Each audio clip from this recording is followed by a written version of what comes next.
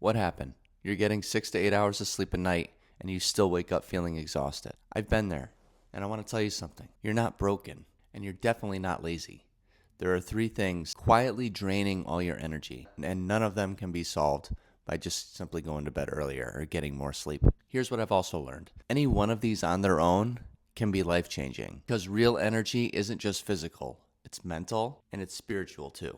Fix one and all the others start to shift. Fix all 3 and you can completely feel like a different person. I know, because I've transformed my life. So I'll be going over 3 points, and I'm saving the one that's helped me the most over the years for last. Number 1, the stress in your life is carrying a lot more than you realize. The real issue: chronic mental load, fear-based thinking, and a household running out of sync. This keeps cortisol, the stress hormone, elevated around the clock. Cortisol is one of the biggest energy drainers there ever is. Something that has been a game changer for me, especially lately, is practicing faith over fear.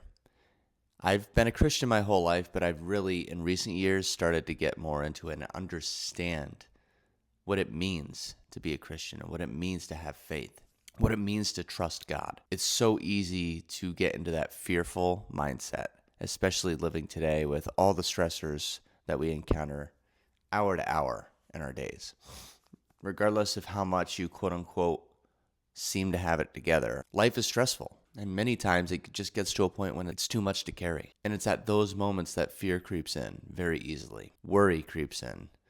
Thinking about stuff that may or may not happen. And that's what I've realized too, is the one thing that faith and fear have in common is they both require believing in something that may or may not happen. And I've realized if I want to believe so strongly in something, it's going to be in something that's going to be working out in my favor. That's going to be helping me rather than hurting me. Because when you spend so much time dwelling on something negative and something that's going to hurt you or set you back or stress you out more to elevate your cortisol, first of all, it does elevate your cortisol just thinking about it. And second of all, it's going to increase that anxiety, and we're just going to be less hopeful and less productive overall because of it. Now, when I say choose faith over fear, this is so much easier said than done. This is active work. This is trying to think about it and manifest and work on it every single day. And it's not easy, and it's actively something I'm practicing day in and day out. I have my wife to thank for that. She's my biggest cheerleader. We all fall victim to the fear mindset at times. I don't care who you are. But I'm telling you, it's a big, big reason for laying down at night, tossing and turning, just being stuck in your own head, thinking about how stuck you are or worrying meaninglessly about what's going to happen the next day. But once I've learned to practice turning that off over and over again, my life just keeps getting better because I give it to God. That's what I do. I'm fearful about something. I say to myself, like, I rebuke all these negative thoughts, Jesus. And it works, but it will not work if you don't believe it first. So going along with this, here are 3 actions you could take today or tomorrow morning to take control of this. Tomorrow morning, before you touch your phone, take 60 seconds to breathe and say one thing that you trust. One thing you're choosing to trust instead of control. You're not going to have control. And this is why I say give it to God, because once you realize you don't have control, your life gets better. Things get easier. It's more freeing. You're no longer going to be held captive in your own head. It relieves that pressure. It releases you from that. Second thing you could do is identify one recurring stressor in your home. A scheduling conflict, an unspoken tension, may it be with a family member or somebody else, some other issue that you've been putting off in your head to avoid conflict. Just have one honest conversation this week, because the first step to freedom is establishing firm boundaries with yourself and others around you. And the third thing, I touched on it already, is you could just give it to God as an actual act of surrender. And this is something that will change your life if you truly understand this. Let's say you practice this, your body starts running on less stress hormones, but then it starts asking for real fuel. But without your other hormones being regulated, everything else could go wrong. And hormones are one way for your body to get energy. But the main way your body gets energy is by what you consume. Literally, your body operates on the quality of what you give it. You are what you eat. And that's point number 2. It's not just about what people eat, it's about when, How much? How consistently? Food is fuel, and poor fuel equals poor output. Work, home, in the gym, anywhere you go. This could look like so many different things, and I'll use myself as an example. I personally eat 3 meals a day, little to no snacking at all, and practice intermittent fasting. So I usually stop eating 5 to 6 p.m., and I don't start eating again until around 7 or 8 a.m. So I have that 14, 15-hour window of my body going through the motions and going through the processes it needs to do, proper time to digest, autophagy, which is the cleaning of your cells and intestines. It gives your body time to reset and recover, because otherwise it spends extra energy processing food that it doesn't need to process, especially if it's the wrong kind of food. This is why people say not to eat at night. When in doubt, just follow this simple framework. No processed foods, and increase single ingredient foods. If you don't know where to start, that's where. There's so many processed foods out there, especially in this country. It's actually insane. Just do that step alone and you'll see such a difference. Food is the quality of fuel that you want your body to operate from. Most people are running on low-grade fuel and wonder why they feel low-grade themselves. Keep in mind, the 3 meals a day in intermittent fasting is what works for me. This is by no means a one-size-fits-all. Some of my clients thrive on 1 to 2 meals a day. Others do better doing small amounts, eating every 2 to 3 hours. But it takes time to figure out your metabolism, your schedule, your life, and what works best building your habits as a whole. The point is, you got to start where you already are. If you don't track, start tracking. And I'll be honest, this is what I say up front to my clients too. Tracking is not sustainable. I don't ever really do it unless I want to cut weight or I want to bulk, which I'm really not even doing anymore that much. But you pick one variable like protein or fiber, or if you're losing weight, the most important one is calories, because you got to be in a calorie deficit to burn more calories than you take in. But you cannot focus on any of these variables if you don't track. You got to see where you already are and adapt from there. So you could focus on one variable and adjust accordingly. There's really only 3 I focus on, especially to start for weight loss, and those are what I just listed: the calories, protein, and fiber. But even being mindful of just one of these, even without tracking, can significantly improve your energy, focus, and how you show up at work and at home. So here's some actions you could take based on this step. Swap one processed snack that you have in your day for a single ingredient food. Instead of a processed treat for breakfast, grab some Greek yogurt. Grab a piece of fruit instead of chips for lunch. Little things like that, they add up. Try stopping eating 2 to 3 hours before sleeping at least once or twice this week and see if you feel the difference. And then just pick one thing to pay attention to if you want to start tracking, and that's your calories, protein, or fiber. Don't worry about any of the others yet. One of these is enough to start. Don't even worry about the numbers yet. Just see where you already are. See how much you get. Everybody's calorie deficit number looks a little different, but a good way to figure out what it is, go to TDEE calculator to figure it out. I'll put it in the description. There are many factors that make up the amount of calories you burn throughout your day, but it's a good place to start. And as for protein, you typically want to get 0.8 to 1 gram of protein per pound of body weight.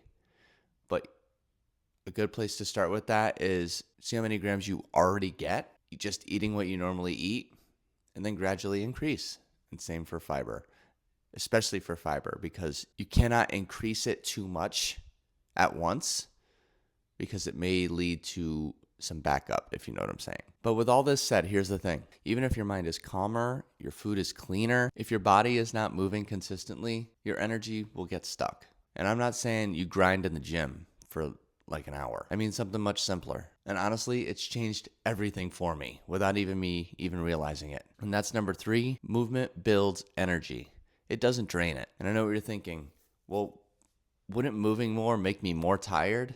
You would think, but it actually does the opposite. The main issue is people either are not moving enough or they think that movement has to be a scheduled workout to count it all. But neither is true. And both of them keep your body stuck in low energy mode. I'll give you a personal example. I've been a delivery driver since 2018.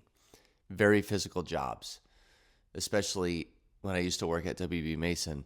I had this route at a hospital where I had 20 to 30,000 steps every single day. It was mostly on foot. I would load up at the dock and I would deliver paper and water and office supplies all around the campus of the hospital. I stopped seeing it as physical labor after a while and started seeing it as getting paid to work out. Throughout the other jobs I've had, I've also worked at FedEx. I was a manager there. You end up getting so many steps throughout the day. And it actually put me in a better mood. It helped me think clearer. It helped me move better. I actually had like a sciatic injury in 2017. And the more I moved, the better it felt. The idea is movement does not have to be a gym session to count, especially if you may be nervous to start at the gym, have anxiety around that. It doesn't have to be this crazy gym workout that you see on social media. You could just go for a walk to the end of your road and back. If you work like a sedentary job, don't worry about it. You set a timer on your phone. This is something I did at certain jobs because I actually fell asleep on my desk when I worked at Nationwide Insurance. I would set a timer every hour on my phone. Every time it went off, I would take a walk around the office. I would take a walk around the building. I would get up and move. It's not only great physically, it's good mentally. It gives you mental clarity. It helps you reset. A lot of people think breaks are just going to the break room and just sitting down and doing something that's sedentary. But for me, a break is mental clarity and movement. That's what I do at my current job. I just go to the track. I work at a school district. I just walk to the track. And that alone, it gives me vitamin D. It gives me movement. It helps me de-stress. It helps me think clearer. The list goes on. It's active recovery. It's movement every single day, regardless of if you worked out or not. Get your metabolism up and train your body to burn more calories at rest. This is called your NEAT, your non-exercise activity thermogenesis. This is what people don't expect. It creates energy and improves sleep quality. So if we're talking numbers, a good place to aim for is about 8 to 10,000 steps a day. But here's a bonus. The more you move, the more you can budget for the foods and calories you enjoy. But I'll tell you firsthand, since I've worked with over 30 clients now online and hundreds in person, if you continue eating certain ways, you're going to only prefer to eat that way. And you're going to want that food that you have to budget for less and less. Because as you move more, as you eat better, your body's naturally not going to want that stuff anymore that got you in this position. Higher activity gives you more flexibility. As humans, we are designed to move. Here's some small actions you could take today. Set a step goal. Even 6,000 is a significant starting point. But again, this goes back to seeing where you already are. If you are a person who only gets, say, 2,000 to 3,000 a day, make it a goal to get that consistently for a week or up it to 4,000. You got to figure out where you are and work up from there. You could do that by looking at your phone. If you have an iPhone, it's the Health app. If you have a Samsung, it's the Samsung Health app. Every phone has this nowadays. There's really no reason you can't track this. Awareness is step one. And I went over this before. The second thing you could do is setting a timer and getting up every hour. And number 3, looking at your existent routine, commute, school pickup, errands, and find one place you can add steps without adding any time. There's little things you can do. You could take the stairs instead of the elevator. You could park further away. Little things that barely add any time at all that really make a big difference. So the exhaustion that you feel even after a full night's sleep, it's rarely ever one thing. It's your mind carrying the weight that it was never meant to carry in the first place. It's your body running on the wrong fuel, and it's your metabolism running below what it's actually capable of running. Address even just one of these, and your energy in life will shift. Address all 3, your entire life is drastically different. This includes how you show up at home, at work, and with yourself, and what God has called you to do. None of this requires a 0 to 100 mindset. It's not going to happen overnight. Even just starting with one of these could be a game changer for your life. These are small, baby step, consistent actions. I still continue to work on these daily, constantly. And that's the point. You're going to continue to keep working on it and grow and get better. We never stop growing as humans, and that's a good thing. It's about progress, not perfection. If you made it this far, comment down below of which one you're going to try today and which one hit you the hardest. You deserve to feel rested, and you deserve to have less stress in your life. Stop being in survival mode and start living. If you have been in survival mode, this is a good video to watch next. If anything in this video spoke to you at all, leaving a like and subscribing is the best way to support me. and show it to more people who may need to hear this message. If you may be interested in more one-on-one individualized help, my coaching application is below in the description as well. Hope you guys have a great day, and I'll see you in the next one.